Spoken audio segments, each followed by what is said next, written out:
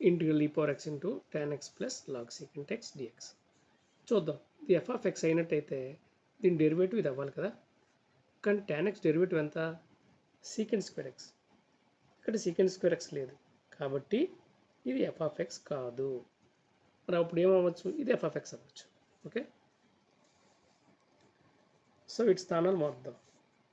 ముందు log secant x రాసి తర్వాత tan x dx అంటే ఇప్పుడు ఇది ఎఫ్ ఆఫ్ ఎక్స్ అయితే ఇది ఎఫ్ డాష్ ఎక్స్ అవ్వాలి కదా.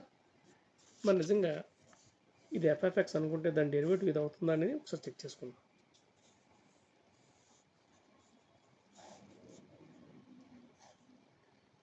డి బై డిఎక్స్ ఆఫ్ మనకి లాగ్ సమ్ ఫంక్షన్ ఉందనుకోండి, దాని డెరివేటివ్ ఏంటి? Log f derivative 1/f into f dash. అంటే ఈ ఎఫ్ ఇక్కడ రాస్తాం, ఈ ఫంక్షన్, దీని డెరివేటివ్ పక్కన రాస్తాం. ఓకే, సో అదేవిధంగా లాగ్ సీకెంట్ ఎక్స్ అంటే ఎఫ్ ప్లేస్లో సీకెంట్ ఎక్స్ ఉంది. ఆన్సర్ ఏంటి? 1/f. ఎఫ్ అంటే సీకెంట్ ఎక్స్ అనుకున్నాం కదా. తర్వాత ఎఫ్ డాష్ అంటే సీకెంట్ ఎక్స్ డెరివేటివ్.